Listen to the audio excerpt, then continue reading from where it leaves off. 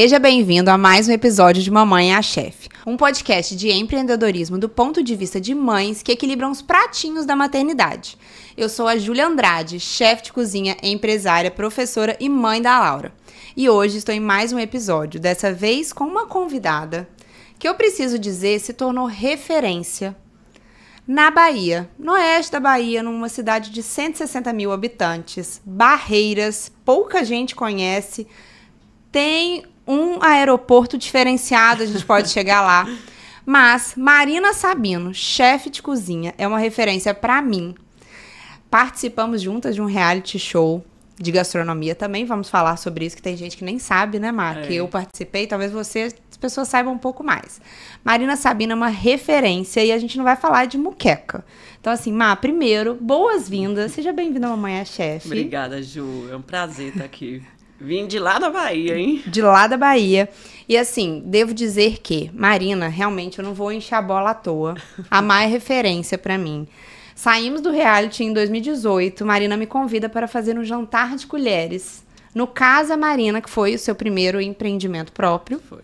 Atendemos mais de 100 pessoas naquele final de semana, enlouquecidas num dia dos namorados, fazendo colherzinhas e pratos e galinhada e tudo mais.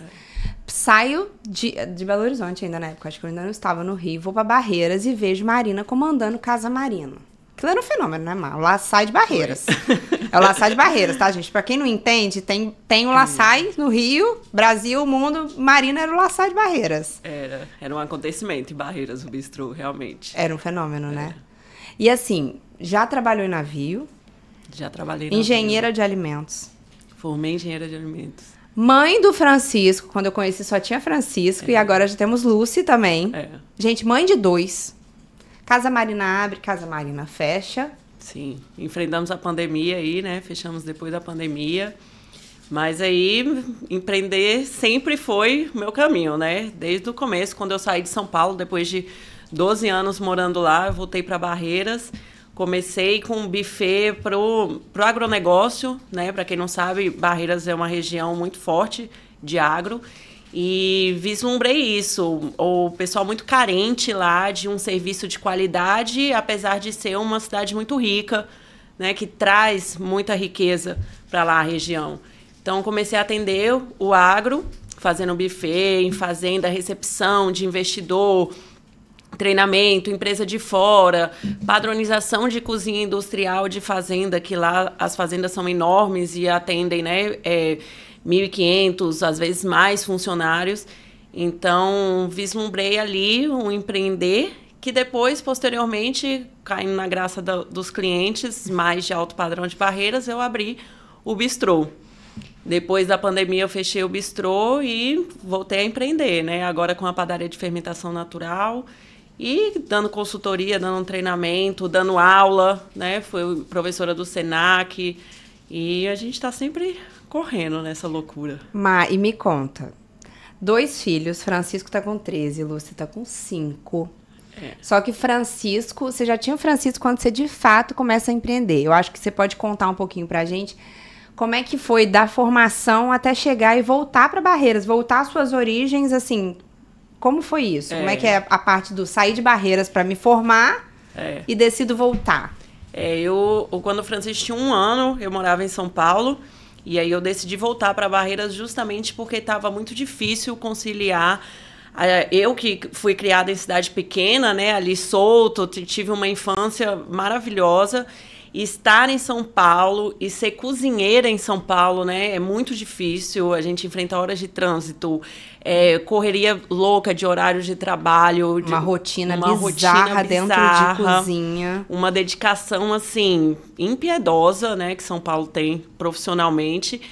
E o Francisco tinha 1 ano. Então, assim, eu falei... Quando eu olhei para o meu estilo de vida, assim, para aquela loucura e para aquela criança de 1 ano... sendo absorvida por aquilo, eu falei, cara, não vou conseguir criar meu filho assim. E aí eu decidi retornar para Barreiras, que foi ótimo na época. Barreiras tinha acabado de dar o boom do agro, né? O mundo todo tinha acabado de dar uma explodida.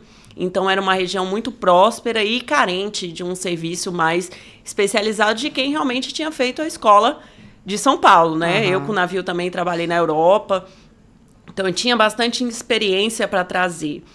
E para o Francisco foi maravilhoso, porque ele cresceu dentro do restaurante, ele cresceu dentro dos eventos, né? Ele era super parceiro, mas era uma loucurinha. Não, mas era uma loucura diferente, assim, eu te conheci, Casa Marina tava no auge, Fran tava com 5, né? 5 anos. E era isso, ele chegava da escola, ia pro restaurante, almoçava no restaurante da mamãe, entrava na cozinha, era meio que... Eu criei essa didática, né, para não ficar tão longe do meu filho. Então, eu decidi incluir ele, mas também, assim, Francisco era uma criança... que se adaptou a isso, né? Na minha segunda filha, Lucy, ela não tinha esse perfil que o Francisco tinha, então eu percebi que com ela eu ia ter que dar uma desacelerada. O Francisco, ele era mais receptivo a essa vida, né? Então, ele tinha a função dele no restaurante, ele também era, um certo horário, um funcionário. A função dele era separar o lixo, fazer a reciclagem. Aí ele pegava aquelas latinhas, levava para vender né, na reciclagem, o dinheirinho era dele. O bistrô tinha uma porta que só abria por dentro. Então, quando o cliente chegava, alguém tinha que abrir a porta para ele. E aí, no momento que ele estava lá, essa era a função dele. Então, ele ficava ali na porta e abria. Então, assim, eu fui criando, ele ia para os eventos comigo. E a gente sabe fazer evento, assim, você chega, o evento vai ser das 8 à meia-noite, mas você chega, às vezes, 2 da tarde, meio-dia, né? Então, eu falava, você quer ir pro evento comigo? Você vai, mas a gente vai chegar muito antes, você vai ter que esperar, você não vai poder ficar ali me consumindo porque você tá impaciente para esperar o momento de você participar da festa. E outra, você vai participar quase que invisível. Você não é um convidado da festa, você não pega lembrancinha, você não come junto com as pessoas. Então, ele absorvia muito isso. Ele ia e tinha os horários dele aproveitar, que ele aproveitava. Ele era bacana. Mas vai muito de criança e vai muito também da possibilidade da gente fazer isso, de né? incluir eles nisso também, né? Exato, porque também não é para todo mundo que consegue, né? E me conta, Má. Aí você volta para Barreiras, só que você não foi de cara abrir seu próprio negócio. Você foi trabalhar com essas consultorias, trabalhar em fazenda, E aí você sentiu essa demanda do seu cliente de abrir um ponto fixo, ter essa coisa física sua? Como é que foi isso? Eu sempre fui uma pessoa muito criativa, né? Eu tenho uma criatividade aflorada. Então, assim, eu sempre fui de trazer novidade. Então, quando eu cheguei para Barreiras, eu tinha essa consciência de que eu dava para fazer coisas diferentes do que já tinha lá. Então, eu fui o primeiro buffet a trazer mini empratados. Lá em Barreiras era só buffet normal. Coquetel era salgadinho frito, sempre muito preso àquela coisa de sempre. Então, eu vim e já falei, não, vamos fazer mini empratados, não vamos servir jantar, vamos fazer várias ilhas, vamos fazer um tipo espoleta. Então, eu vinha trazendo essa novidade. E com o restaurante a mesma coisa. Quando o meu cliente começou a me cobrar, mas você tem que ter um ponto fixo, porque eles falavam assim, que quando chegava um convite de um evento, de um aniversário, a pessoa que me contratava, ela fazia questão de colocar no convite buffet Marina Sabino. Porque era uma coisa como se ela estivesse trazendo uma coisa de fora. Era tipo um chamatriz para a pessoa não perder aquele evento. Exato. Era a atração da festa. Então, as pessoas achavam máximos quando elas eram convidadas para um evento que eu estava fazendo um buffet, como se fosse uma coisa assim, aumentava a expectativa. Exatamente. E aí eu falei, olha, se eu vou investir num restaurante, vai ser diferente de todos os restaurantes que já tinham aqui, porque era também o que o meu público esperava de mim. E aí eu vim com a proposta do bistrô. A gente foi o primeiro bistrô de Barreiras, o primeiro lugar climatizado, gostoso, fechadinho, pequeno, né? Cidade pequena, eles têm mania megalomaníaca, né? Tudo restaurante é muito grande. Eu falo que é uma praça de alimentação, que a pessoa quer servir pizza, sushi, churrasco, autoral, parrilha. E eu falava, não, gente, camarão. Isso aqui, camarão, festival de frutos do mar, é tudo muito junto. E eu falava, não, isso aqui a gente era uma base francesa, mas tinha uma pegada regional, a gente servia um peixe de rio, a gente servia, claro, um camarão, um bacalhau, mas assim, com muito ingrediente da região, que as pessoas não estavam tão acostumadas a reconhecer, né? E aí eu sempre trazia a novidade. E você sentiu essa barreira, que eu lembro da gente conversar isso na época, que as pessoas me cobram de usar um camarão, de usar um salmão, mas eu vou valorizar o que tá aqui. Para mim, o programa foi muito importante por causa disso, né? Apesar do meu restaurante ser muito bem falado, muito bem visitado, as pessoas muitas vezes achavam muito diferente. Ou tipo assim, eu vim aqui foi para comer um camarão, camarão internacional. Não foi para comer um camarão com buriti. Porque o buriti eu tenho no quintal da minha casa. Então, assim, foi difícil para mim imprimir a minha marca pessoal. Que muitas vezes as pessoas assimilavam uma coisa boa, aquela coisa que tá lá de São Paulo, camarão internacional, né? Aquela coisa. E o programa me deu essa visibilidade. Então, quando eu chego lá no programa e vejo lá o Claude elogiando um peixe que eu fiz com cacau à fruta, né? Aí todo mundo, opa... Ela tem alguma coisa. O que ela estava fazendo lá. Porque às vezes eu tinha no cardápio, mas a pessoa não pedia. E aí, depois do programa... gerou essa curiosidade. Gerou essa curiosidade e tirou essa expectativa do pessoal de comer. Deixa o pessoal se arriscar mais. E falando em programa, vamos explicar um pouco melhor para quem não sabe. Participamos do The Taste Brasil, 4ª temporada lá em 2018. Isso. E pra mim, o genial, e eu acho que também foi um diferencial, pra você impactou muito na sua carreira, no sentido de uma cidade pequena, vem um programa que realmente mostrou mais seus talentos, deu pra você explorar, mas eu acho que uma virada que você deu, assim, você levar os participantes pro Casa Marina pra gente fazer esses jantares. Como é que foi isso? De onde veio essa ideia? Como é que você pensou em trabalhar isso desse jeito? Pois eu era eu acho que eu era a única ali no programa da gente que tinha um estabelecimento próprio, né? O resto, todo mundo era chefe de algum restaurante de outra pessoa. E Barreiras é uma cidade muito... saudosista, assim, eles gostam, é uma coisa do interior também, né, de enaltecer o próprio. A gente brinca que Saulo Fernandes, né, o cantor, é de Barreiras. E aí, quando ele aparece, assim, na mídia, e aí todo mundo fala, olá, é de Barreiras. Ele faz questão de dizer que ele é de Barreiras. Então, a gente tem essa coisa. E aí eu falei, cara, gerou uma expectativa muito grande quando eu estava no programa. As pessoas realmente assistiam, mandavam mensagens. No dia seguinte do episódio, o restaurante em si era uma loucura. Porque todo mundo queria ir lá comer, almoçar e jantar para poder falar. Nossa, Marina, e ontem assisti, olha... Queriam era fofocar com você. E aí, Marina, me conta os bastidores. E eu me lembro que quando... finalizou as gravações, né, que a gente sabia, eu conversando com o André, que foi meu mentor no programa, né, eu falei, cara, André, eu não acredito que eu perdi a oportunidade de ganhar o programa, né, que eu cheguei na final e não ganhei. E aí ele falou assim, mas se você não ganhou, ganha agora. Fatura agora. Faz acontecer agora. Aproveita o agora. E você pode. Surfa na onda. Aí eu falei, porra, o que eu posso fazer para faturar agora? Falei, E a gente teve o gap que as gravações foram em janeiro, mas o programa só começou a passar em abril. Foi. Então, deu tempo pra eu, pelo menos, planejar isso, né? Então, eu tive a sacada de fazer assim, cara, eu vou chamar... E a gente fez uma turma bacana que todo mundo ficou amigo. Isso foi legal, né? Todo mundo ficou amigo, então tinha essa coisa de, você quer vir pra cá? Eu não vou poder te pagar um cachê, mas eu vou bancar a sua viagem, a gente vai, a gente passeia, a gente vai, conhece aqui a região que é linda, né? Barreiras tem muita coisa turística para fazer. E aí todo mundo topou. E aí eu fazia o quê? A pessoa assistia, tinha o episódio, a pessoa que era eliminada, na mesma semana ela fazia o jantar lá no restaurante. Então, porra, foi uma sacada assim, me deu muito lucro, né? Foi genial. E realmente eu faturei muito. Né? Eu não ganhei um prêmio, mas eu faturei em dinheiro e em imagem muito. Trouxe um respaldo, porque aí você começou a trazer gente de fora toda semana. Exatamente. Durante o programa, o que bombou foram os eventos, né? Sempre. O programa passou aí mais de um mês, não foi? Eram 10 episódios, foram 2 meses. 2 meses e meio, mais ou menos. Foram 2 meses, 2 meses a 3 meses faturando. E fazendo jantares no Casa Marina.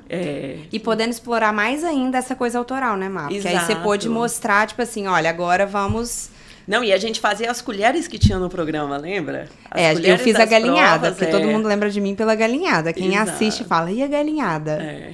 Imagina que legal, você assistir um programa de TV e você poder comer o que foi servido no programa. Não, foi genial, foi genial. E realmente você era a única que tinha o seu próprio restaurante funcionando e... Cara, foi o máximo, eu amei. Eu lembro e todo mundo até hoje fala da galinhada. A galinhada foi um sucesso, né? Fala foi um sério, sucesso. Marina. A galinhada é boa mesmo. O Bernardo me fala, nossa, aquela galinhada da Júlia é sensacional. Agora me fala, como foi abrir o Casa Marina? A expectativa, a realidade... A verdade é que não é fácil, né, Marina? Não é fácil. E engraçado que eu nunca tive o sonho, sabia? Quando eu era cozinheira em São Paulo, assim, eu nunca pensava, eu vou ter o meu próprio restaurante. Eu não tinha essa ideia pronta, né? Uhum. Quando eu abri o Casa Marina, você reconhecer o seu potencial, né? Você virar referência, eu acho que é o maior sucesso que você pode conseguir.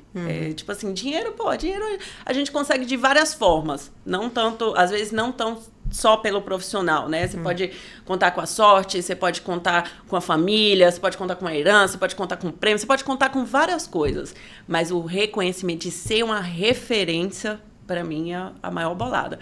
E o restaurante me trouxe isso, sabe? Ele me trouxe muito reconhecimento profissional na minha cidade.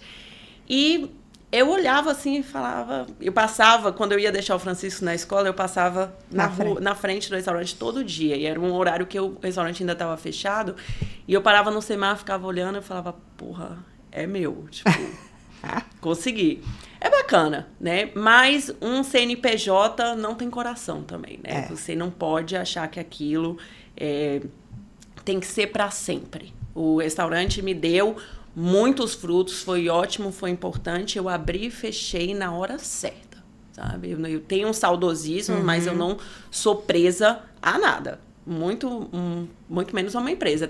Tinha a minha alma, como todos os meus negócios, tem a minha alma, tem a minha personalidade, mas também não movo mundos e fundos cegamente por eles. Foi difícil fechar o Casa Marina? Foi difícil, mas nem tanto, sabia, Júlia? Porque eu não fechei o Casa Marina porque ele era ruim. Ou porque tinha reclamação, ou porque eu não conseguia gente para trabalhar. Não, por mais difícil que seja a mão de obra, eu sempre fui boa em fazer equipe, eu sempre fui referência, assim, ele sempre foi... Ele é saudosista até hoje, as pessoas falam com carinho, com né? carinho, exato. E ele abriu um outro lugar no mesmo ponto. E eu tenho clientes que falam assim, cara, eu passo aqui na frente, me dá uma raiva desse negócio que tá lá agora. Eu falo, gente, não é um negócio. Mas, assim, foi difícil, mas não foi legal, sabe? Não me matou, não arrancou um pedaço de mim ter fechado. Eu abri e fechei na hora certa, assim. E pandemia? Cara, pandemia... O que foi aquilo, Marina? Pandemia foi uma loucura. Pandemia é assim... Eu acho que... E a Lúcia era neném, não era? Era. Você tava com ela petitinha em casa. Eu ainda peguei... A Lúcia ainda pegou, acho que 6 meses de restaurante aberto. Quando ela nasceu. Quase um ano, uns 8 meses ela pegou de restaurante aberto. Aí depois eu fiquei um tempo fechada, mais aberta no delivery, né? Lancei uma linha de congelados que saía de lá do restaurante. Porque a minha cozinha não é de delivery, né? O prato fino, ele não dá pra você vender. Não dá pra converter num delivery. Não fica bacana. Isso me matava, porque as pessoas pediam, sabe? Mas pra mim não era a mesma coisa mandar um risoto. Gente, você tinha a noite de risotos, que era o rodízio de risotos. O Bernardo, ele perdeu o rodízio de risotos até hoje. Ele olha pra Marina e fala, cadê meu risoto? Marina, toda vez que encontra, tem que fazer risoto. Exato. O rodízio de risotos não dava pra entregar, isso. Risoto, cara, todo mundo fala comigo, vamos pedir uma massa. Cara, não, pedir massa pra mim não existe. Exatamente. De verdade, pedir massa pra mim, tentei umas 2, 3 vezes na vida. Massa ou você faz, ou não pede. Delivery de massa, assim, talvez os restaurantes me matem por falar isso, mas pra mim não funciona. Exatamente, tem coisa que não dá, não fica a mesma coisa. Não fica igual. Você tem que ir no restaurante e comer. Quer comer uma boa massa? Vai então, o restaurante por exemplo, bom.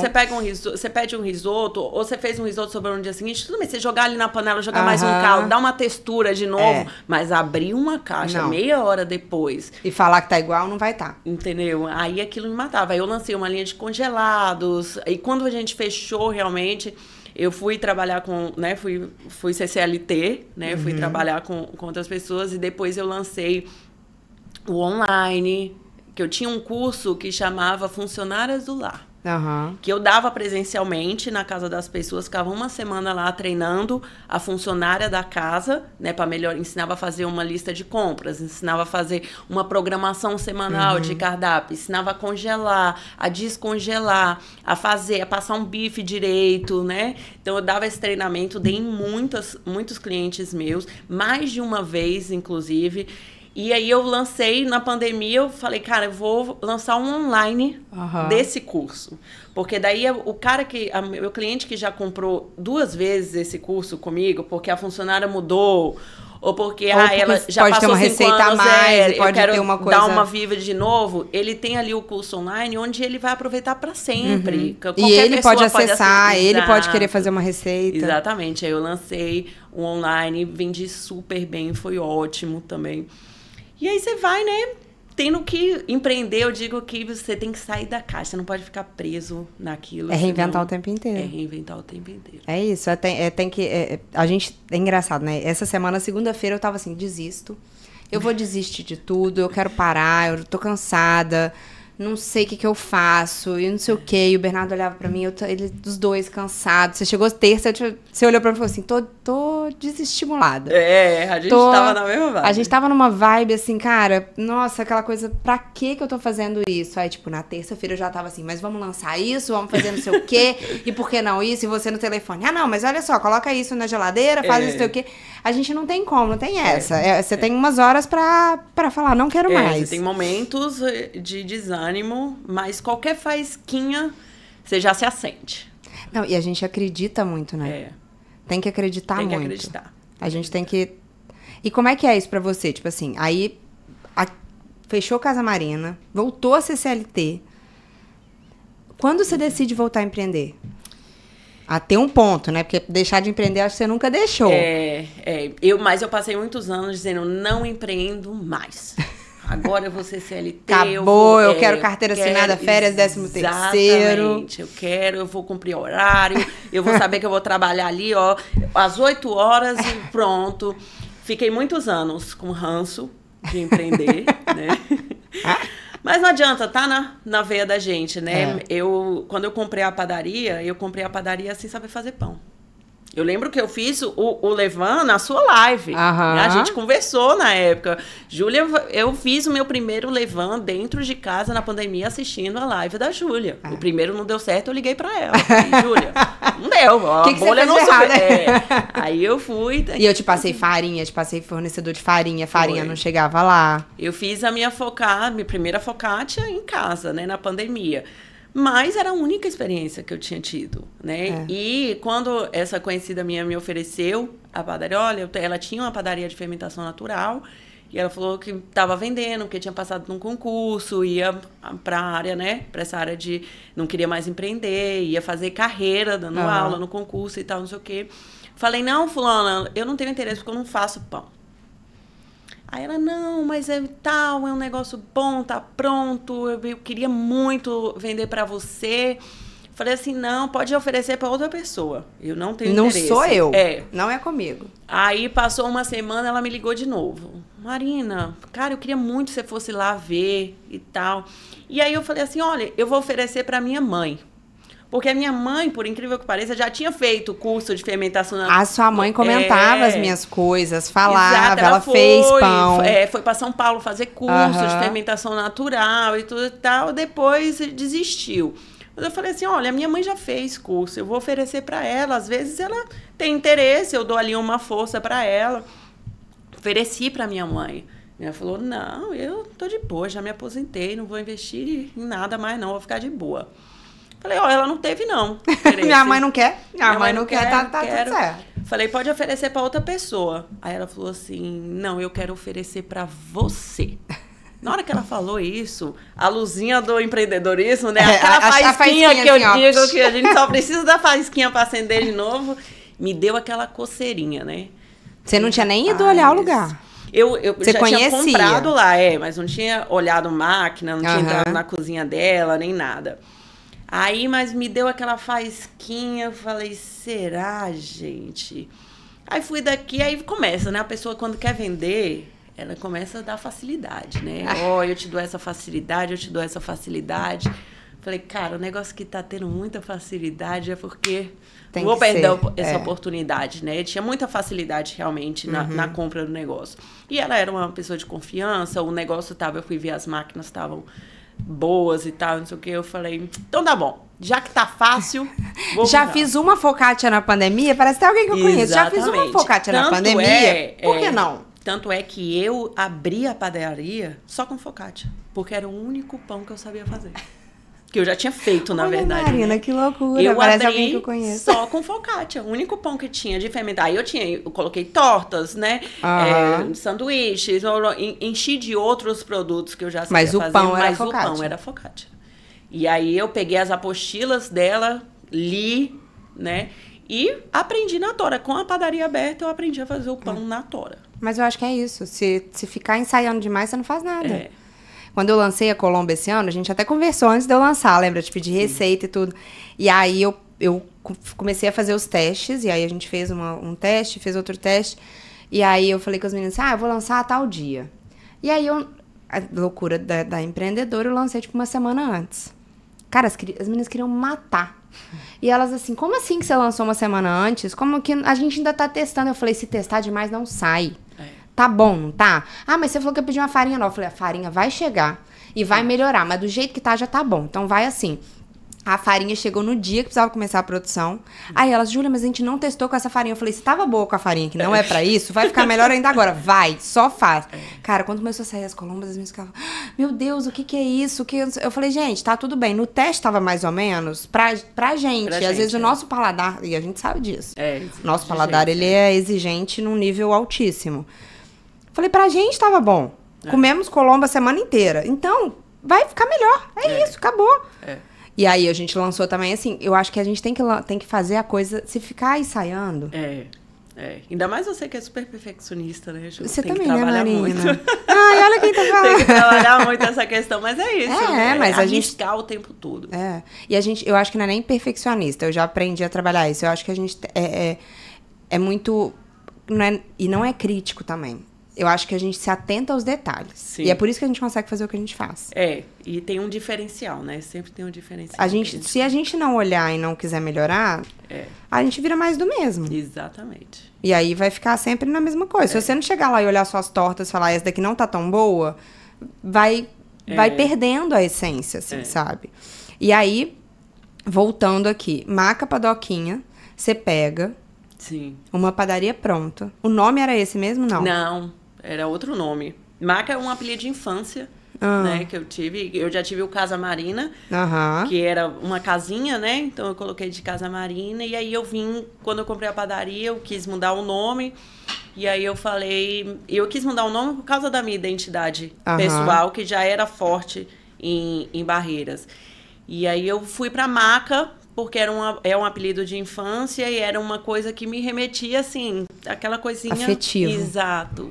E aí eu botei Maca e foi ótimo, porque quem me conhece desde criança reconhece o nome também. Muita gente pergunta, mas muita gente também sabe de onde veio. E aí eu abri a Maca, era num bairro, né, afastado da minha casa. Só que era, assim, muito pequenininho, né? Era uma cozinha, um balcão... A pessoa entrava, comprava e saía. E aí, como as pessoas me conhecem e estavam saudosistas do meu empreender, porque eu vinha de alguns anos só trabalhando... E porque você era barriga no balcão, você tava o tempo inteiro na Casa Marina. Se você estivesse na cozinha, você saía para atender cliente, você ia na mesa, assim... É importante falar, isso era muito... Você tava ali o tempo inteiro. Você tava ali o tempo inteiro. Eu te vi vários dias trabalhando ali, você tava presente. Então, e os clientes gostam disso. Gostam. Eles gostam de ter a gente ali olhando, a gente presente. É importante. Não acho que... Imagina aí, abre a padaria, eles queriam bater papo. Queriam tomar um café com a Marina. Queria. queria. E tava com saudade, realmente. Aham. E aí eu falei, cara, mas aqui não dá, né? É muito pequenininho, eu não consigo ter ainda esse TED. As pessoas me procuravam, às vezes eu tava lá dentro, eu não ficava à vista, né? No Casa Marina, a cozinha era de vidro. É. Então eu podia estar trabalhando, mas a pessoa tava lá me vendo, que era o que ela queria também. E aí eu resolvi, então, eu construí no fundo da minha casa.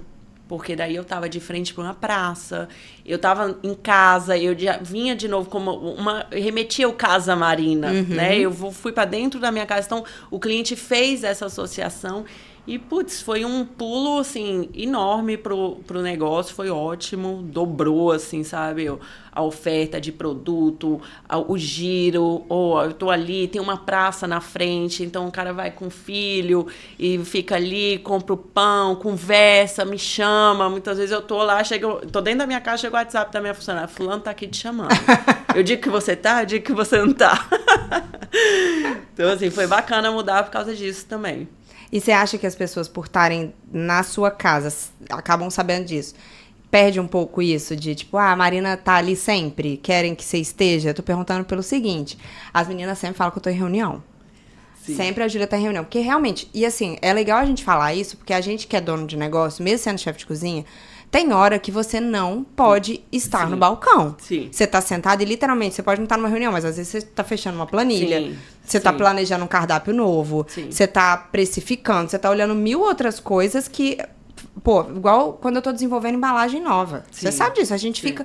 Vai e volta. E aí, o design, você pode ter o design que for, vai ter que passar por você, o detalhe, não sei o que. Aí, tipo, chega e fala, Júlia, você pode vir aqui? Cara, não posso. Não, mas eu também coloco bastante limite, assim, né? Eu tenho um horário, que é ali o finalzinho de tarde, que é o horário que Lucy vai ir pra praça brincar. Então, é o horário que geralmente eu tô ali na calçada também, tô conversando, né? Dou esse espaço pro tete-a-tete. Mas não é qualquer hora. As meninas sempre perguntam também, e muitas vezes eu não vou. Porque não dá. Porque se você não tá lá, você tem outras coisas pra fazer, Mas é importante estar, mas a gente tem que saber também não estar. Não estar. A hora que não é você que tem que estar no balcão. Exato. E como é que foi pra você essa virada de não sou eu a cozinheira, não sou eu a pessoa que tem que estar no grosso, porque é difícil, né, mano? É difícil, É difícil, você é igual eu nessa personalidade de assim, cara. Eu lembro quando eu tive que ensinar focaccia, eu falava, ninguém vai conseguir fazer igual. E assim, a gente... E pra soltar a cozinha? Eu acredito, Ju, que a gente só solta a mão, realmente, quando a gente gosta, quando a gente percebe que a gente gosta do que aconteceu na vida da gente quando a gente soltou alguma coisa. Então, tipo, ter tempo pra ir num salão, dar um tapa, sabe? Ter tempo pra fazer uma atividade física ali, 1 hora do dia que você vai sair, vai fazer uma natação, vai dar uma corrida. Quando a gente percebe o benefício que isso trouxe na nossa vida pessoal, aí a gente desapega mais, sabe? Porque não é fácil, realmente. É um filho, né? Soltar a mão de um filho. Mas quando você solta e você vê aquele filho independente, te dando orgulho, sai na rua tudo educadinho, bonitinho, arrumadinho. Exatamente. Você fala, valeu a pena esse esforço. A gente precisa sentir as coisas boas que vêm desse sacrifício de delegar, soltar, né? De delegar e de soltar a mão. E você vê muita diferença em quando você faz uma consultoria pro seu negócio, é Casa de Ferreiro Espeto de Pau? É Casa de Ferreiro Espeto de Pau. Eu acho que a gente fica muito... Quando o negócio é nosso, a gente centraliza um pouco mais. Isso deixa um pouco solto, assim, a responsabilidade do outro. Olha, eu sempre faço aqui, eu sempre ajeito essa geladeira, eu sempre olho, eu sempre organizo o estoque para ver o que eu tenho dentro dele. Mas isso também acaba tirando a responsabilidade do funcionário de fazer, né? Então, é um pouquinho de Casa de Ferreiro Espeto de Pau, com certeza. Eu brinco que eu sou a rainha do delivery, você sabe, né? Eu não cozinho em casa. Eu também não. As pessoas acham, nossa, a Marina come super bem, todo mundo que vai na casa dela você conhece come cada risoto. Delivery de carreira. Você come risoto toda semana, Marina. Gente, se eu puder pedir água mineral no delivery, eu peço. Porque assim, eu sou muito preguiçosa dentro de casa. O Francisco, né, meu filho, eu tenho uma história que ele tinha aniversário de 3 anos dele, ele pediu 3 bolos. Aí eu falei, como assim 3 bolos? Ele falou, eu quero uma mesa com 3 bolos. Aí eu falei, Francisco, porque eu quero colocar uma vela em cada bolo.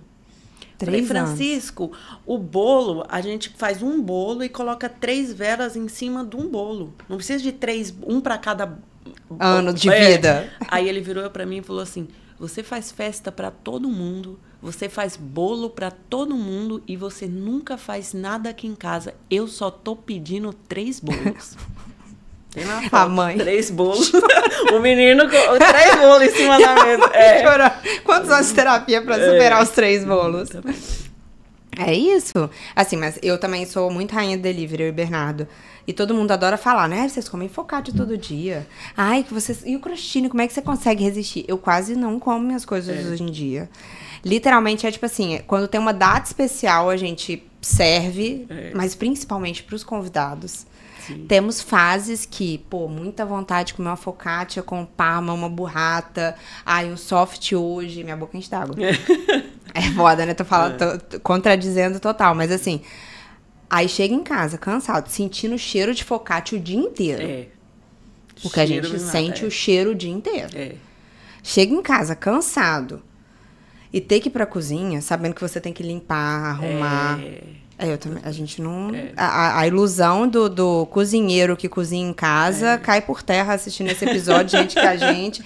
E assim, se puder convidar a gente pra comer, ninguém cozinha pra gente, Marina. Não cozinha. Ninguém cozinha pro cozinheiro. É difícil. É muito triste. A gente foi pra uma casa com os amigos esse final de semana, aí uma mãe, tem muita banana, vou fazer um bolo.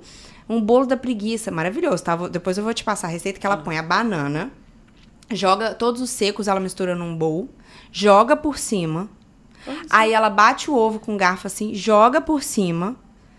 Não pode misturar. Ela faz tipo assim, coloca uns pedaços de manteiga e põe no forno. Marina. Mentira, O bolo acabou assim que saiu do forno. Aí, o que é isso? Que coisa maravilhosa. Ela, não, que vergonha eu cozinhando pra Julia. Pelo amor de Deus, faz outro. Eu quero mais, não deixaram um pedaço direito pra mim. Ninguém quer cozinhar pra gente.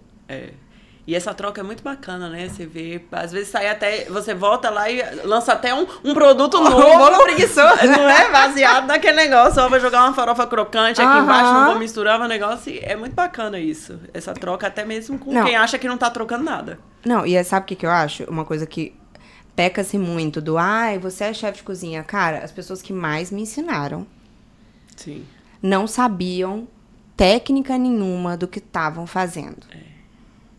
Não sabiam. Minhas cozinheiras de referência são de casa. Sim. É minha tia-avó, é minha avó, é minha mãe, é meu pai. Tudo bem que meu pai fez formação de Senac, mas assim, os melhores cozinheiros da vida, geralmente, não sabem técnica. Não, bechamel. Bechamel o quê? Tô fazendo aqui um molho branco rapidinho pra poder engrossar esse caldo. Bechamel. O que é bechamel?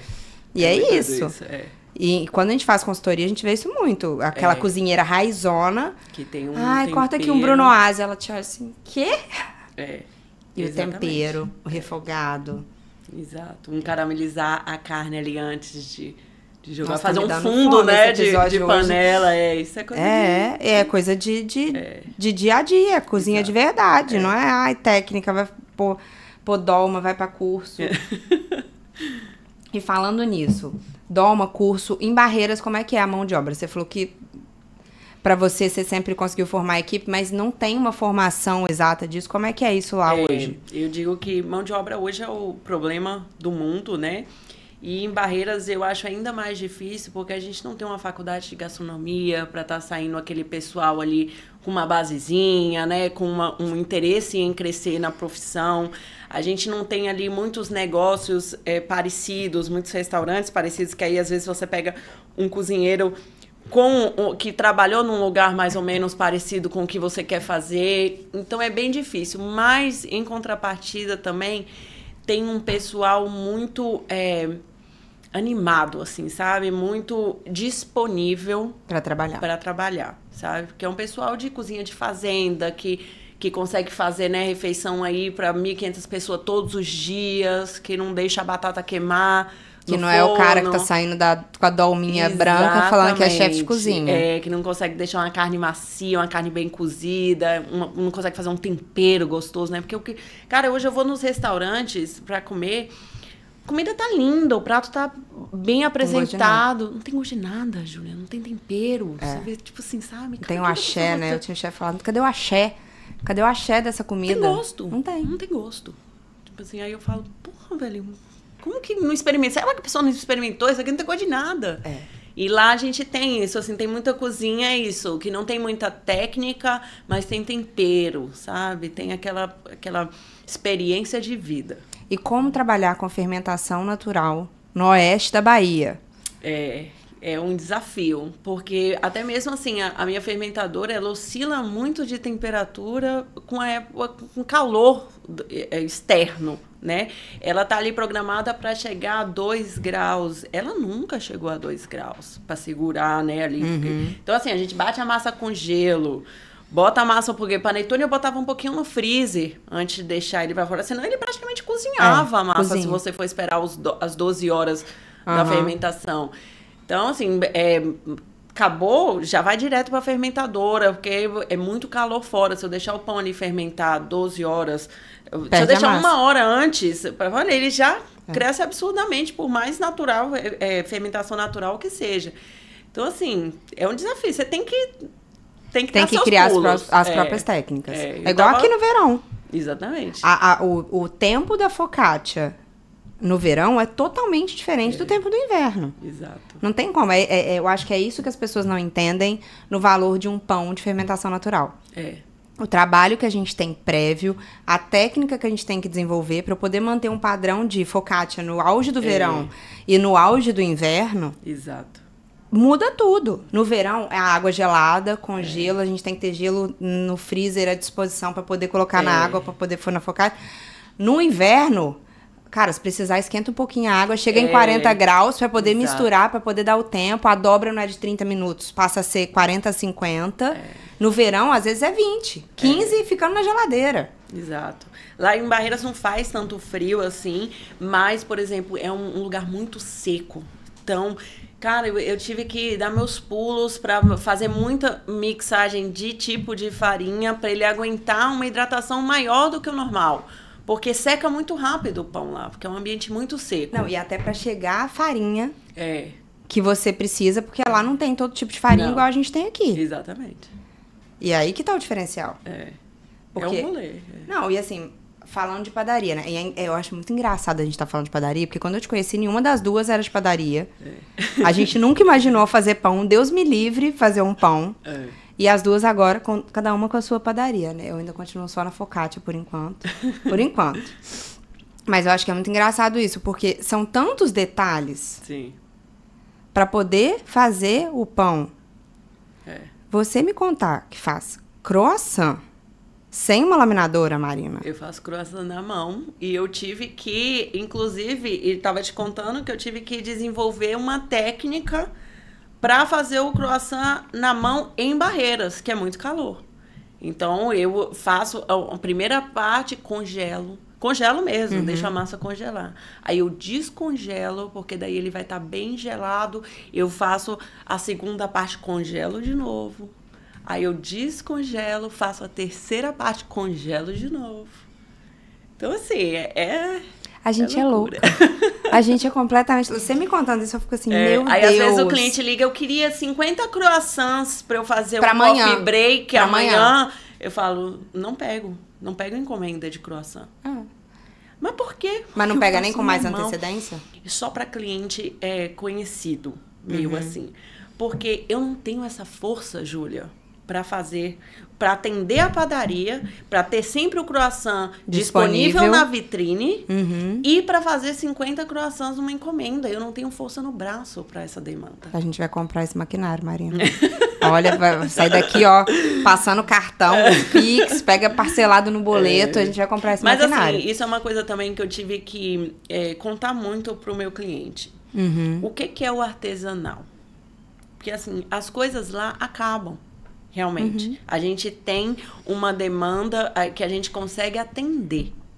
Assim, não dá para eu passar. Olha, hoje, às vezes, o cliente chegava lá, acabou a croissant, ele ficava puto. Ele falava, por que não assou mais se viu que estava acabando? Aí eu explico, olha, a gente é artesanal porque a gente dá conta de produzir isso. No dia.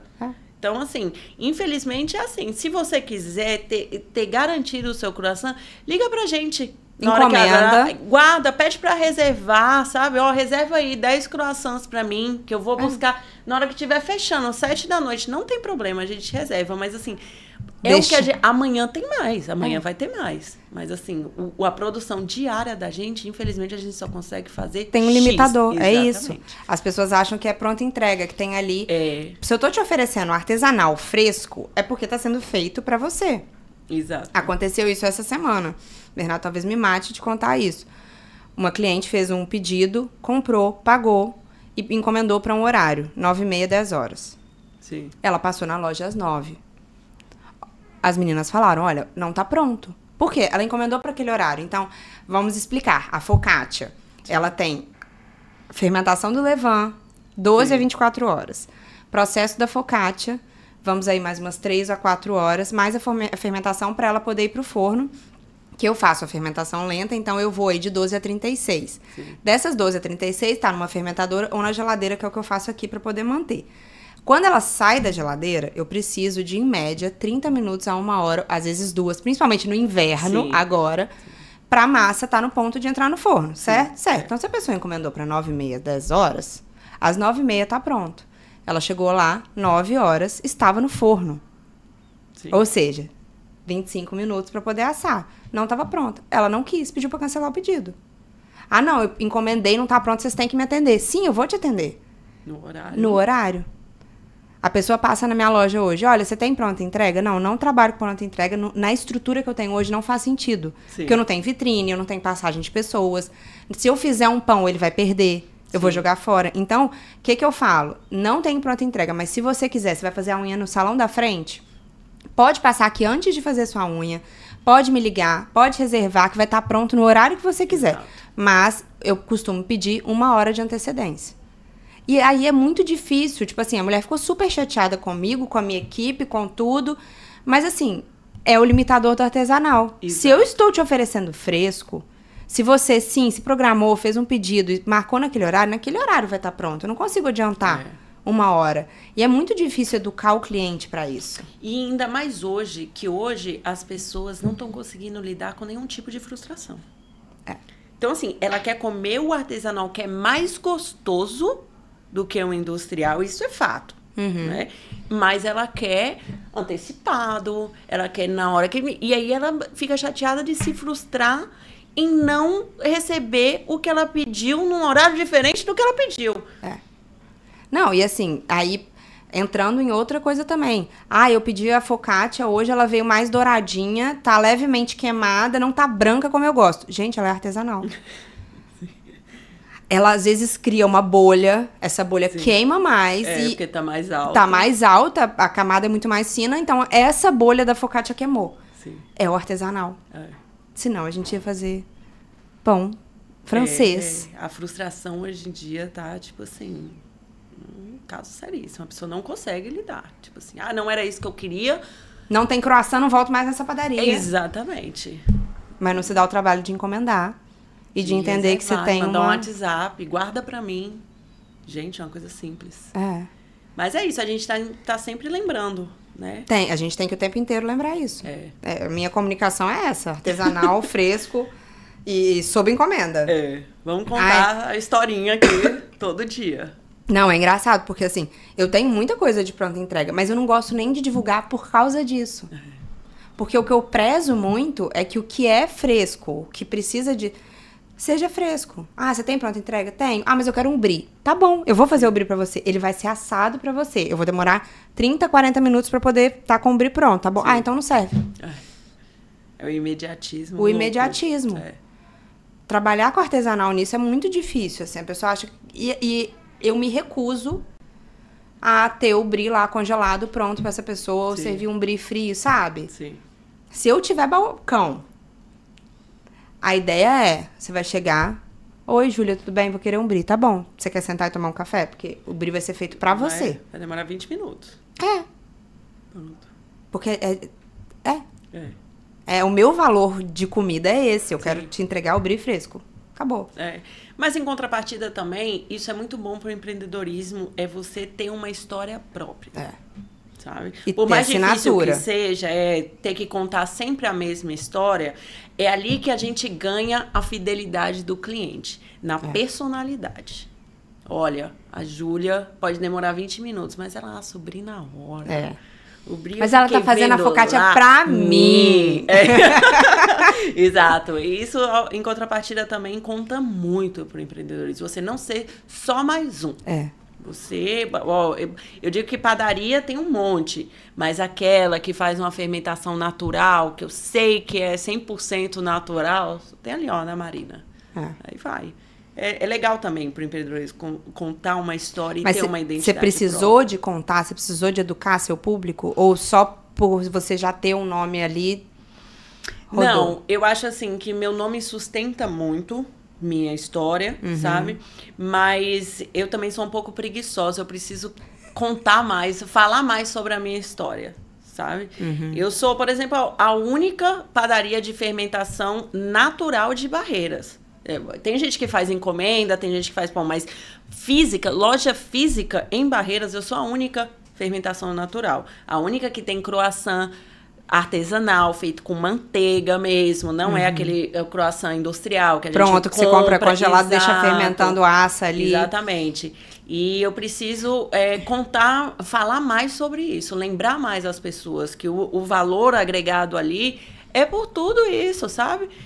Mas a gente também fica muito sobrecarregado, né, Ju? A gente tem que contar história pra criança dormir. A gente tem que contar a história pro relacionamento, entender que você tá ali, sua vida é uma loucura, a pessoa tem que ter paciência, vamos aqui, espera aí. A gente tem que contar a história pro cliente. Pro funcionário. A gente tem que contar a história pro funcionário. Tipo assim, porra, tem que ir na escola ter reunião, tem que ir no médico conversar, tem que cuidar da gente no meio de tudo. Exatamente. Mas você sente que esse é seu ponto fraco? Assim, essa parte do marketing, da... Com certeza. É meu ponto fraco. Eu até me prometi, assim, investir mais em lembrar das pessoas da minha história. Eu não estou dizendo que eu sou desvalorizada, não. Eu sou apaixonada pelo meu cliente porque ele sabe o meu valor. Eu sei, assim, que lá em Barreiras, se eu abrir um negócio de coxinha, todo mundo vai para lá comer a coxinha da Marina. Eu tenho certeza, sabe? Ele é muito fiel a mim. Mas o novo não, né? O cliente novo, não. E aí é o cliente novo que eu tenho que contar. Lembrar a história toda. Exato. E eu não vou ter aquele cliente, o meu cliente fiel, o meu cliente antigo, o meu cliente que me conhece. Beleza, ele vai ser sempre o meu cliente. Mas com uma loja aberta, eu preciso estar fidelizando todos os dias. O tempo todo, contando a história. Exato. Mas é isso que eu sinto, porque você ter ideia, até hoje, tem gente que chega e pergunta assim, eu consigo pedir pra sexta-feira? Que era o único dia que eu fazia focaccia. Sim. Consigo ainda reservar? Porque eu não consegui atender todo mundo. Sim. Então, tipo assim, o meu cliente antigo, ele sabe. O meu cliente antigo, cara, ele me pede 15 dias antes, um mês antes. Tem cliente... A gente teve um pedido em dezembro, e acho que nem era cliente antigo, pra março. Você tem ideia? No auge do dezembro, a gente naquela loucura, o cliente chegou, olha, eu tenho um aniversário em março, vou reservar. Não era evento, a gente também fazia, mas era uma reserva pra março. Porque o nosso cliente que conhece a história... Ele sabe, Marina, vou querer 50 croissants para 5 de dezembro, que eu vou fazer uma reunião dos meus amigos. Aí aos pouquinhos. Vai congelando, se for o caso, me entrega tudo congelado, eu vou querer. Exatamente. O cliente que conhece a história, e ele fica. Exato. E ele não vai embora. Mas o empreender é conquistar todos os dias. Novos clientes.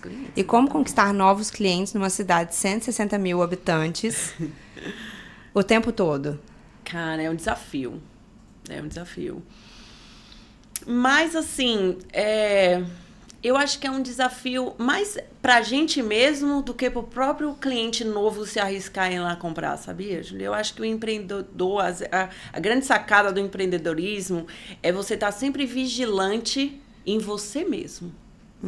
Não, no cliente também, beleza. A gente tem que estar sacando qual que é a novidade do momento, o que as pessoas... Ainda mais comida. Pô, você liga a televisão, todo dia é uma novidade. Hoje ovo pode, amanhã ovo não pode mais. Óleo de coco sim, óleo de coco não. Azeite Exato. Pode, azeite não pode. Exatamente. Então, assim, a gente é bombardeado por uma mudança muito rápida nas coisas. Mas a gente é o grande sabotador também do negócio. Então, a gente tem que estar sempre vigilante com a gente, com as nossas ideias, com o nosso propósito, com a nossa dinâmica, com a nossa rotina. Ó, cair na rotina aqui da cozinha, meu funcionário tá assim, tá assado. Sabe uma coisa que eu gosto muito de fazer? Uma vez no ano, eu escolho uma função do meu funcionário, de algum funcionário, para cobrir as férias dele. Então, tipo assim, a minha atendente de WhatsApp vai sair de férias. Esse ano eu vou cobrir ela e eu vou ficar no atendimento para eu descobrir o que é que o meu cliente está perguntando mais, o que é que aqui no WhatsApp, o que estou sentindo falta? Pô, podia ter isso, tive uma sacada aqui, ó, que eu vou fazer um folder assim, assado, eu vou fazer um site, eu percebi isso. Quando você entra ali por um tempo, você descobre tanta coisa. Eu descobri atendente de balcão. Eu descobri que não tá funcionando essa mesa aqui, ó. Se a gente mudasse pra cá, vai otimizar, ela pode pôr a sacola aqui, ela pode montar o pedido ali, taranã. E na cozinha a mesma coisa. Quando eu escolho uma pessoa para cobrir as férias dela na cozinha, eu desenvolvo outros produtos. Eu vejo, cara, eu tinha uma brusqueta caprese que o tomate cereja era cortadinho em fatias fininhas, em cima, assim. Mas ele estragava rápido. Então eu falei, cara, eu fiz essa brusqueta hoje, amanhã ela não tá legal para colocar o tomate, para colocar na vitrine de novo, se ela não vender, para ela continuar. Tomate azeda muito rápido, tomate fica com aquela carinha de exato. Eu olhei e falei assim, cara, isso aqui tá estragando. Aí você começou a assar o tomate. Aí eu comecei a assar o tomate, exato. Aí voltei. Aí depois eu vi também que o tomate assado tava inteiro, tava muito grande. A pessoa comia, ele explodia, fazia aquela baguncinha. Aí agora vai o tomate amassadinho, tipo um purezinho de tomate. Então, assim, é muito bacana você ficar um tempinho ali, cara, eu vou cobrir, não tem jeito, todo dia eu vou estar ali, e você vê o processo e pegar o que, às vezes você tá perdendo dinheiro em alguma coisa, às vezes dá pra você ganhar mais lançando outra coisa parecida com o que já vende bastante. Então, é uma coisa que eu gosto muito de fazer. E a gente fica, às vezes, preso, né, na caixinha do como reinventar, sendo que às vezes o reinventar tá bem simples, né? Outro dia eu ouvi uma empreendedora num podcast falando que a gente não pode, quando tá muito confortável, é a hora que a gente tem que ligar um alerta e empreender um pouco isso. Você poderia ficar lá na padaria que você comprou, naquela casinha, naquele balcãozinho, ia ser muito confortável. Sim. E aí, quando começa a ficar confortável, quando a coisa dá uma estabilizada, não, peraí, eu vou fazer uma reforma, vou mudar porque eu quero mesa. E aí você ainda lança happy hour. Eu lancei um happy hour, eu dizia que era uma padaria botequeira, né, a minha padaria. Não aguenta, né, Marina? Você não aguenta ficar sem serviço, sem mesa, meu Deus, como gosta. Eu tava com saudade de fogão, sabe? De fazer um petisquinho gostoso, uma coisa diferente, porque eu saía pros barzinhos e eu sentia vontade de um petisco gostoso, era a mesma coisa, todo lugar, era uma batata frita, era um filé gorgonzola, sabe? Eu quero comer uma coisinha gostosa, uma carninha diferente, de panela bem feita ali, passando num pão fresquinho. Eu quero comer uma moelinha com moela. Uva, pra dar aquela, eu faço moela com uva verde. Mentira! Maravilhosa. O pessoal acha que é uma azeitona, mas aí ela come e explode aquele docinho da uva verde sem semente, cozidinho assim. É bom demais. Mentira, Marina, você tem que fazer pra moela mim, nunca com uva verde. Isso.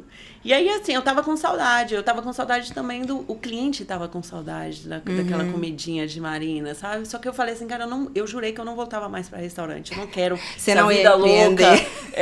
Aí eu acho sempre um meio termo, né? Não vou empreender, você CLT pra sempre, corta, para. Exato. Aí eu comecei só sexta-feira. Sexta-feira tem uma mesinha na calçada, tem uma cervejinha gelada, tem uns petisquinhos que sai da padaria.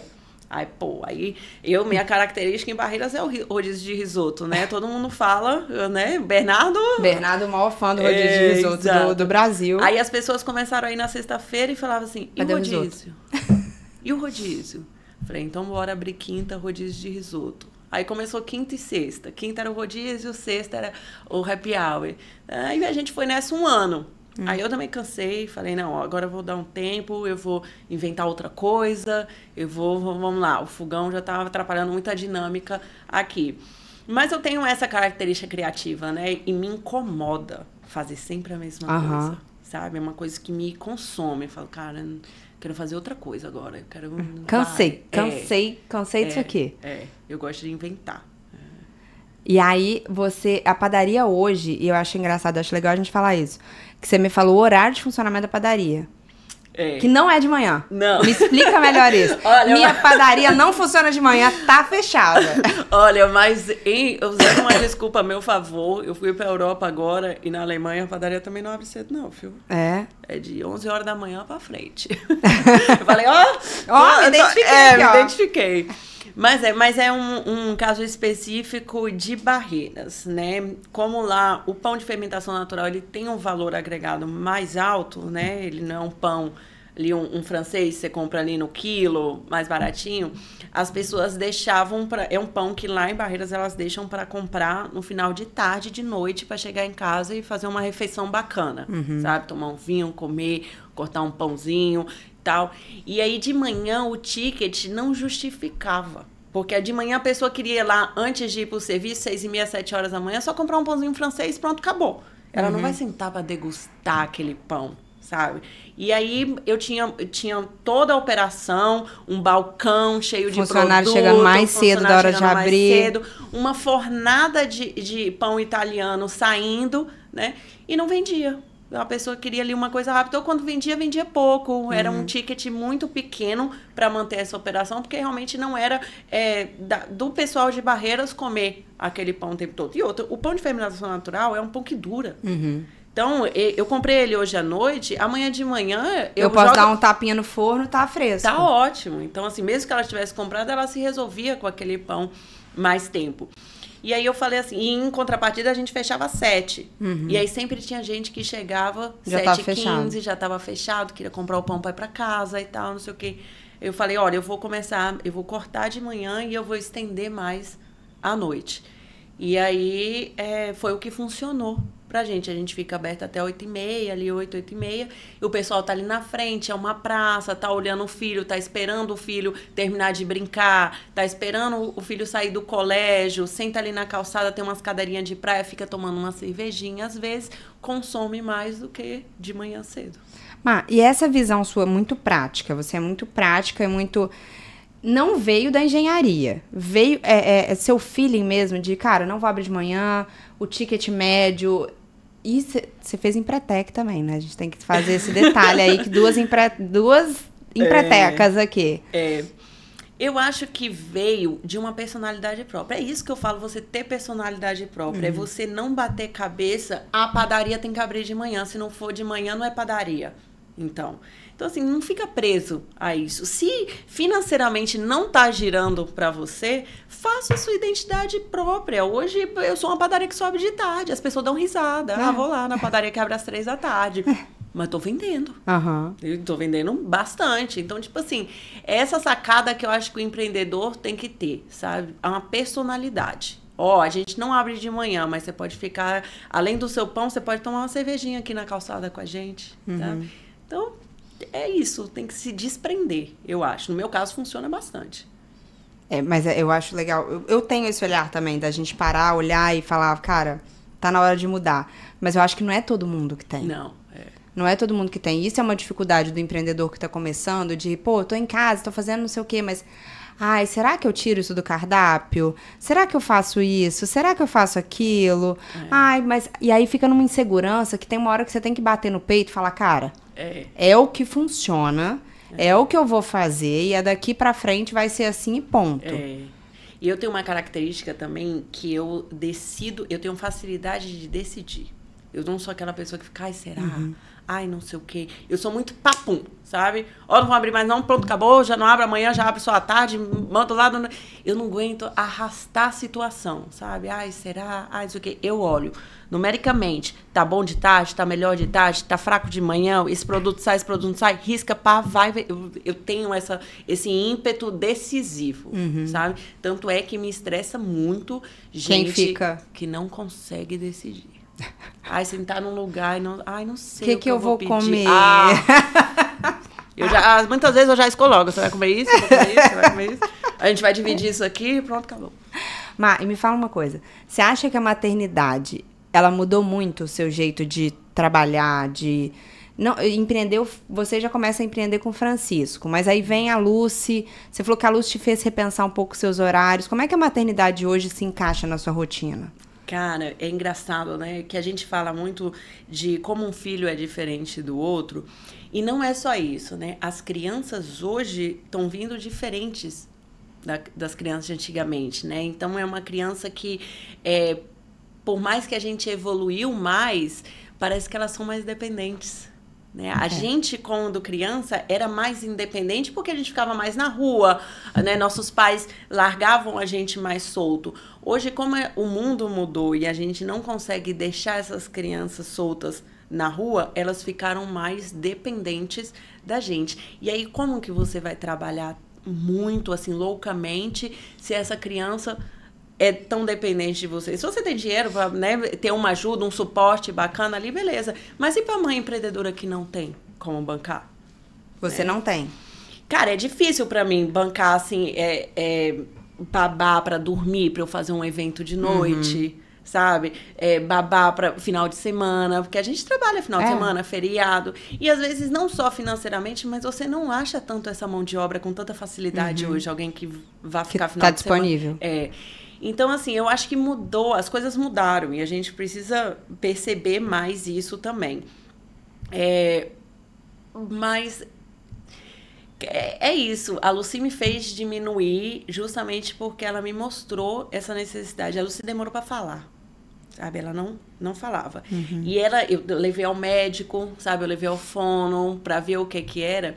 E ela, na fono, a gente descobriu que ela não tinha problema cognitivo nenhum, o raciocínio dela era super rápido. Ela, por exemplo, ela desfraldou sem falar. Ela apontava. Então, tipo assim, ela sacava tudo, ela aprendia Ela não queria rápido. falar. Ela não queria falar, porque era uma maneira dela prender minha atenção. Sabe? De eu estar ali, olhando o que ela queria, vendo para onde que ela estava apontando. Então, ela usava isso, sabe? E aí a gente saiu do médico com a indicação de ir para um terapeuta. Ó, vá para um terapeuta porque a questão dela não é a fala. A questão é psicológica mesmo. Ela não está falando porque ela não quer. Ela não tem nenhuma deficiência. E antes de eu ir para terapia, eu abri a porta, assim, dias depois, ela sacando tudo, sacando porque eu tava levando ela no médico e tal, não sei o quê. Eu abri a porta de casa, estava nós duas chegando em casa, eu abri a porta de casa pra gente entrar e eu segurei a porta, assim, pra ela passar, sabe? Primeiro. Então, eu fiz assim, ela passou e falou, obrigado. Aí eu fiquei olhando assim e ela seguiu. E aí ela percebeu, pô, já falei, me esqueci aqui, falei, vou ter que falar. E aí, a partir desse dia, começou a falar normal. Tudo? Tudo. Antes ela não falava nem mamãe, nada? Ela falava mamãe, papai e auau. Lucy tinha essas três negócios. E ela usava essas três palavras para absolutamente tudo. Se a gente encontrava alguém na rua e a pessoa falava assim, ai, que linda, como é seu nome? Ela, mamãe, papai e auau. Mentira. Ela usava essas três frases pra juntas. Tudo. Lucy, você quer água? Mamãe, papai e auau. Ela parecia aqueles bonequinhos que você aperta. Assim. E aí, nesse dia, ela passou, se distraiu, ela já estava ligada que a gente estava nessa aflição, que a gente ia levar ela no médico, ela passou, obrigada. E aí, ela meio que viu que tinha feito, não vai dar mais para voltar atrás, vou ter que falar agora. E ela começou a falar. Eu falei, cara, eu vou ter que diminuir, porque essa aqui... Precisa de mim. Exato. E aí é que tá, eu gostei de diminuir, né? Quer dizer, aquilo me fez um bem danado. Eu me lembro quando eu fui sair pela primeira vez num date, assim, né? Depois de separada, meu namorado até perguntou assim pra mim, e aí, Marina, o que você gosta de fazer né, quando você não tá trabalhando. Eu falei, ficar em casa. Porque, cara, Júlia, a gente quer cozinhar, a gente não fica em casa. A gente não fica em casa. Eu cresci trabalhando loucamente em restaurante. Eu não passava final de semana em casa. Dia dos namorados, dia das mães, Natal, Réveillon. Você não fica em casa. Quando você vê, você passa anos sem estar em casa. Então, quando eu diminuí, eu falei, caralho, pela primeira vez na minha... Desculpa. Pela primeira vez na minha vida, eu vou ficar na minha casa. De boa. De boa. Tipo, eu amo, sabe? Amo ficar em casa. Então, assim, eu não quero ficar em casa, porque eu não quero sair de casa, porque eu não ficava em casa. Né? Então, aí eu falei, cara, eu vou desacelerar. Me fez bem desacelerar, eu gostei de desacelerar. E hoje, claro, a gente tá na loucura ali, lançando produto novo, corto 5 horas, vou fazer o pão, vou tirar o pão da fermentadora, vou não sei o quê. Mas eu ainda trabalho menos hoje, sabe? Eu olho mais pra mim, eu olho mais pra minha família, eu consigo fazer coisas mais juntos. A Lucy tem 5 anos, ela descasca 4 quilos de camarão numa sentada. Mentira. Vou pôr ela pra ensinar a Laura. Exato, que ela quer estar ali. Entendeu? Ela quer fazer parte do jeito dela. Exato. Não, você tá contando isso, é engraçado. Eu também, eu sinto que eu não surtei até hoje, assim, no ritmo que eu tô nos últimos tempos, por causa da Laura. Porque a única hora que eu paro, se eu tô com ela, mentalmente eu desligo de tudo. Tipo assim, eu não consigo responder o WhatsApp, eu não consigo prestar atenção em mais nada. Eu tô só com ela. Sabe? Tipo assim, minha cabeça fecha e é aquela minha bolinha de estou com a minha filha nesse momento. E aí você falou, e você me lembrou que no Dia dos Namorados, todas essas datas eu saio muito cedo também de casa, né? E aí eu falei, eu vou sair cedo e tal. As meninas, não, Júlia, você não precisa sair cedo. Eu falei, gente, se eu não sair cedo, se a Laura acordar, eu não consigo sair de casa. Rápido. Tipo assim, troquei de roupa, papapá e saí. E aí eu levantei, pouquinho antes das 6, não sei o quê, eu me arrumando. Fui na cozinha fazer meu café, vem ela. Batendo os pezinhos assim. Aí entrou na cozinha. Cara, ela do nada olhou pra mim. Mamãe, eu quero panqueca. Falei, de onde essa garota tirou isso? Tipo, tinha meses que eu não fazia panqueca. Ela nunca pede panqueca. Mamãe, quero panqueca. Aí eu... Dei aquela xingada mental. Falei, meu Deus, o que eu vou fazer agora? Eu já tinha que estar na feira agora, pegando brócolis e batata pra levar pros kits fondue, morango, uva... Tá bom, minha filha, vamos fazer panqueca. Cara, em 2 minutos tinha uma panqueca na frigideira. Fiz as panquequinhas. E aí, Laura, o que você quer e tal, e não sei o quê. E aí a gente também faz meio que sem ser aquela coisa de preciso sair correndo. Porque eu também não gosto de dar essa impressão pra ela de que ela está me atrapalhando, de que eu tô... Fiz a panqueca, bati no quarto, Bernardo, pelo amor de Deus, vem ficar aqui com a Laura... E não sei o que, 2 panquequinhas e eu, tem massa de panqueca lá se precisar, tem uma na frigideira já pronta e tô vazando. Mas fiz a panqueca dela. Tipo assim. Sim. Não vou dar essa sensação de tive que sair correndo, nem a panqueca posso fazer, sabe? Eu acho que hoje é isso. Na maternidade, a gente precisa fazer isso. Tipo, dar os pulos para equilibrar esse pratinho da maternidade também, porque eles demandam mais da gente hoje, assim, eu acho. Eu me lembro meus pais, minha mãe saía de casa de manhã, voltava de noite. A gente sabia fazer tudo sozinho dentro de casa. A gente sabia fazer um almoço, a gente tinha que limpar a casa, minha mãe tinha que chegar e tá tudo pronto, beleza. E tenho o maior orgulho dessa história, né, que eu falo que meus pais criaram a gente sabendo o que estava acontecendo, sabendo que eles iam trabalhar, onde que eles trabalhavam, o que eles faziam, mas não participando. A gente não participava do trabalho deles.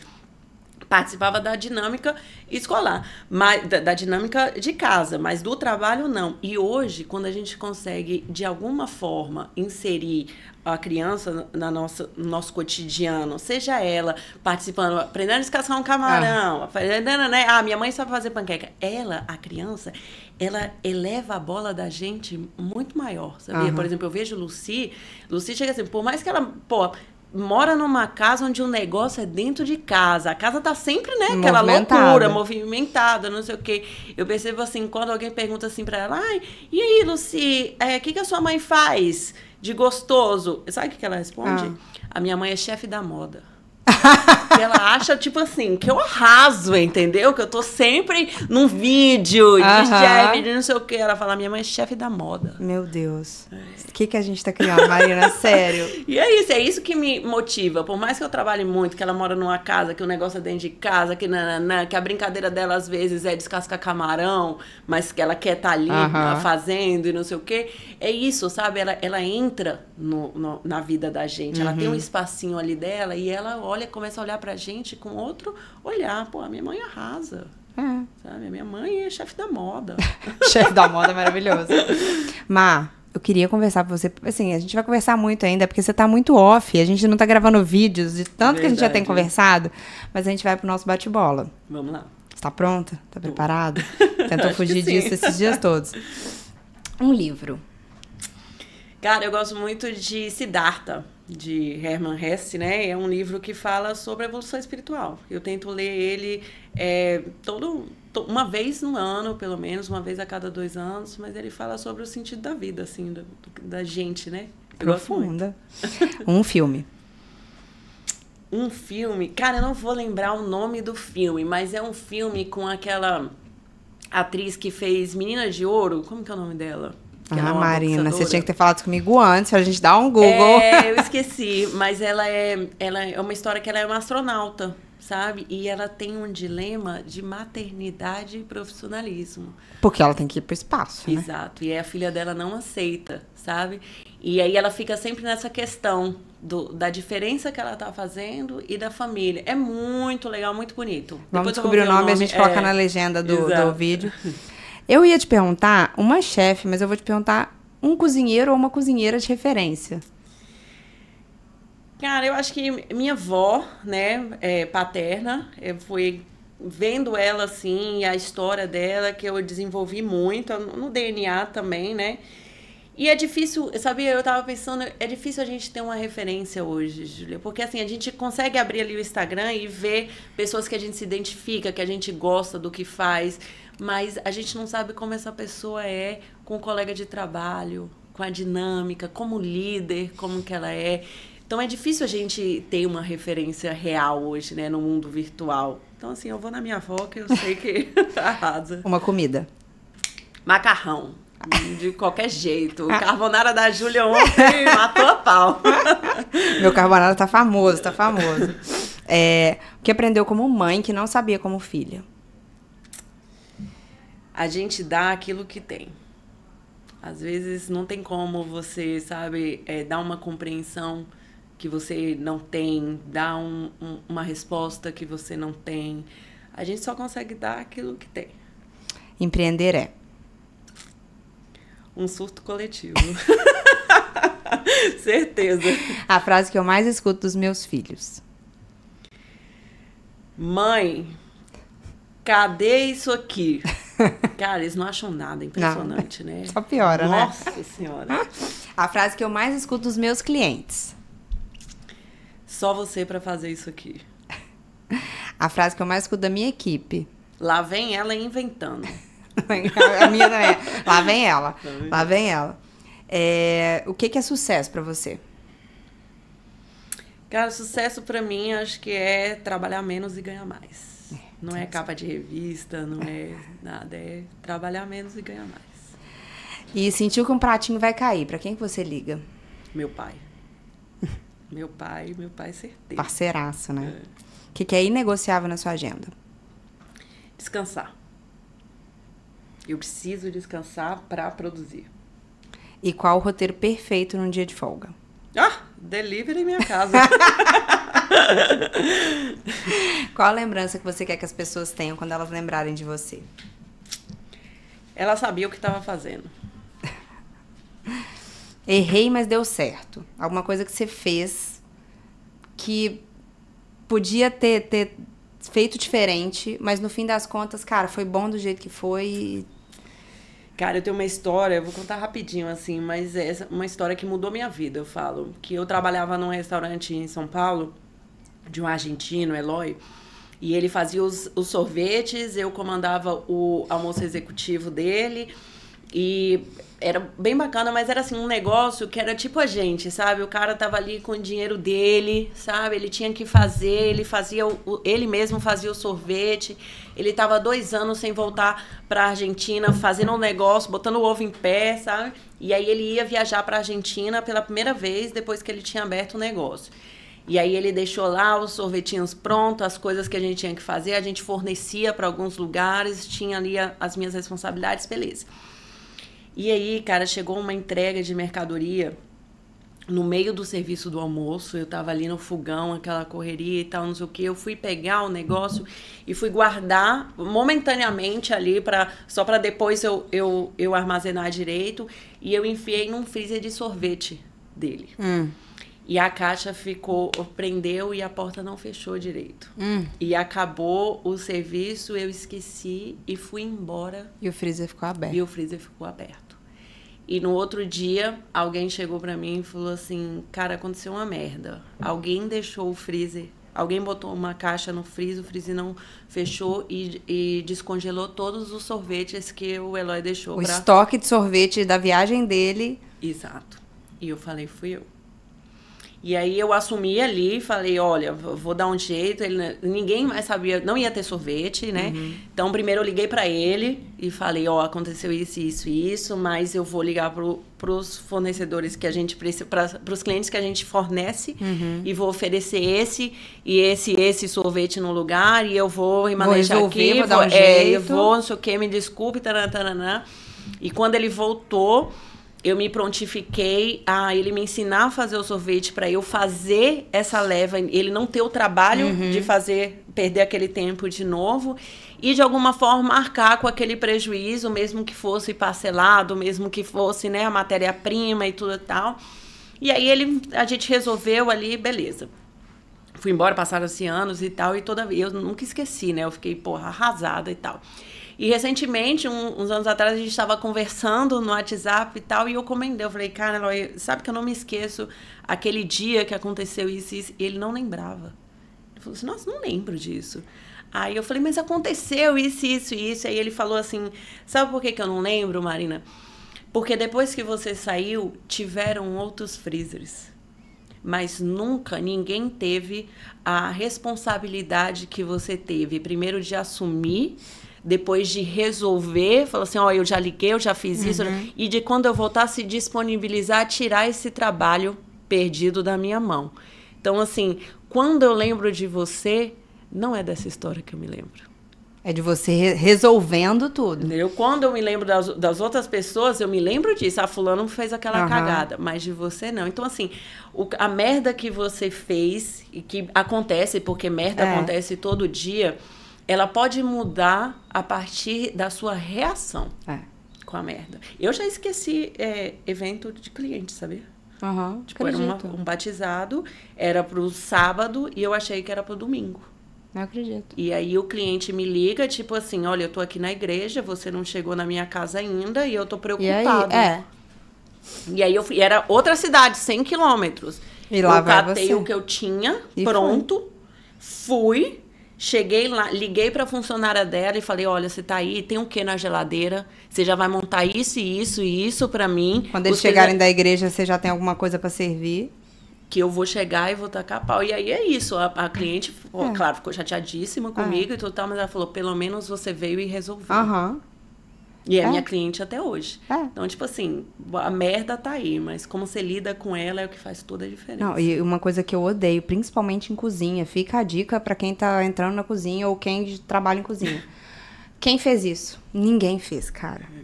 Isso me tira do sério. Ah, não, mas não fui eu. Cara, foi alguém. Eu sempre fui a pessoa que, tipo assim, eu batia no peito e falava, fui eu que fiz. Como é que eu resolvo? Eu odeio quem se isenta. E não é porque, você vai pegar a pessoa. Não. Assume a responsabilidade. E aguenta as consequências. Resolva. Tipo, também não dá, fui eu. Quem quebrou a faca? Quebrei a faca. Quebrou a faca. Tá, tudo bem. Mas assim, me fala, Júlia, quebrei a faca. A tábua aconteceu isso. Essa leva de focaccia não tá boa. Eu errei a dobra. Não fui eu. Não sei o que aconteceu. Cara, assume. Só assumir já é 90%. Só de falar, não, fui eu, como é que eu faço? O que eu faço? Ou e quando chega a ficar com tudo resolvido, aí são minhas meninas de um dia, que olha, nem me conta o problema, só me conta a solução que você fez. Porque senão... Vamos lá, estamos na fase do não quero que você vá. Mamãe, por que você vai trabalhar? Cara, eu nunca tenho essa resposta, sabia? Muitas vezes eu falo, porque eu gosto de fazer pão. Muitas vezes porque a gente vai comer um pão mais tarde, gostoso. Ou às vezes é porque eu amo trabalhar. Eu acho que todo dia a gente tem que inventar uma nova. E é isso, a vida é isso, todo dia inventar uma nova. Empreender é isso, todo dia inventar uma nova. E se seus filhos ou futuras gerações ouvirem esse podcast, o que você gostaria que eles soubessem de por que você já faz e fez tudo o que você faz? Cara, porque eu sou feliz na minha profissão. E eu acho isso uma sorte do caramba, assim, sabe? Você gostar do que você faz. Eu tenho amigas que não só não gostam do que fazem, como não sabem o que fazer. Não é tipo assim, eu mudei de vida, eu mudei de profissão aos 40. Cara, eu não posso nem mudar porque eu não sei o que fazer, eu não sei o que eu gosto. E eu tenho sorte de saber o que eu gosto de fazer desde criança. Isso pra mim é... E trabalhar com isso. E trabalhar com isso, ter a oportunidade de trabalhar com isso. É muito bom. Má, os nossos ouvintes, onde eles podem te encontrar? Além de barreiras, que a gente já falou várias vezes, redes sociais, faça seu merchan. No meu Instagram é _Marina Sabino. E no maca.padoquinha, né? Maca, MACA.padoquinha, para ver aí nossas invenções. Quem estiver passando por barreiras... Naquele aeroporto maravilhoso.